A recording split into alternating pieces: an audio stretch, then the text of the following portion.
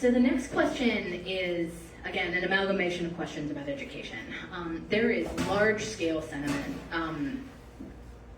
certainly among the people in this room and broadly, that the way we currently fund our school system is inadequate.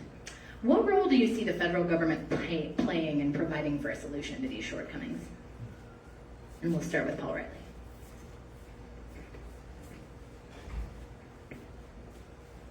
I'm a firm believer that we need to completely overhaul our entire education system, and I think it starts with the federal government, and I'm talking about the infrastructure of our buildings, the way they're set up, the way they're designed, the curriculum that we teach our children. You know, we need to have a two-pronged approach when you're in high school, and make sure that we give our people, our children, a leg up as they graduate. So I think we need to make more curriculum-based and more, you know, the future is cyber, the future is computers, the future is artificial intelligence and machine learning. And frankly, we're not teaching that. So you can track that in schools and give these young people an opportunity to grow. So the federal government has a fundamental obligation to rethink our school system, rethink the way we do business.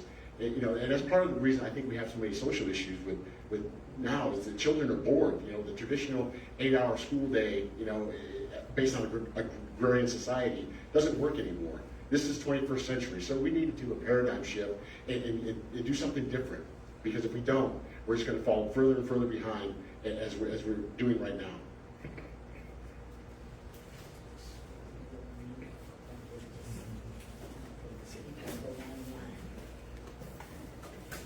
So this issue is near and dear to my heart. And to me, I think we need, from a federal government level, we need to expand funding for career technical skills training in K through 12 public schools. We are dumping 60% of our young people on the streets with a diploma and no skills. And I know there are no skills because I'm on committees that deal with workforce talent development. And the business leaders are complaining because they cannot find a skilled worker.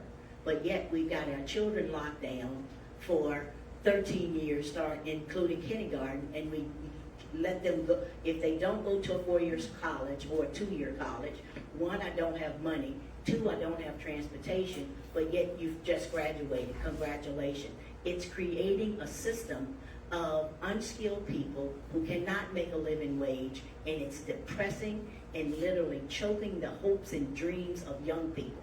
We've got to make high school productive, and that means you get out of high school if you don't go to the Army or college with a skill. It worked for me. It got me off the farm. In 1979, I could type and I could take shorthand.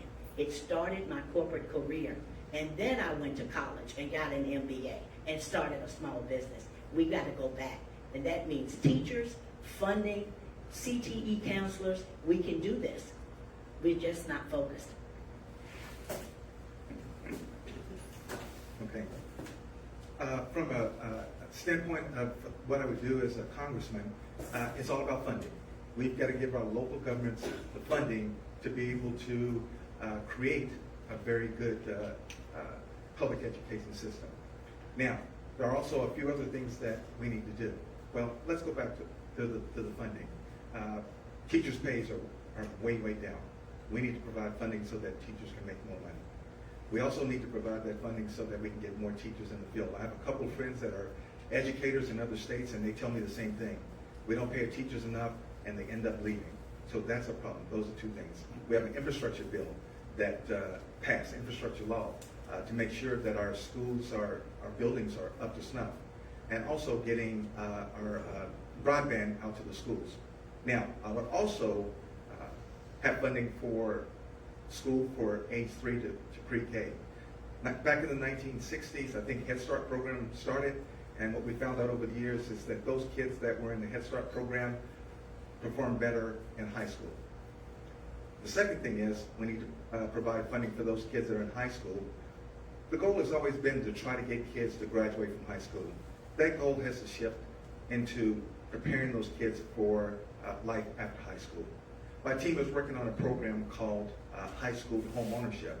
And basically what that means is you're going to leave high school with a skill that will allow you to be a home ownership on day one after graduation. Thank you so much.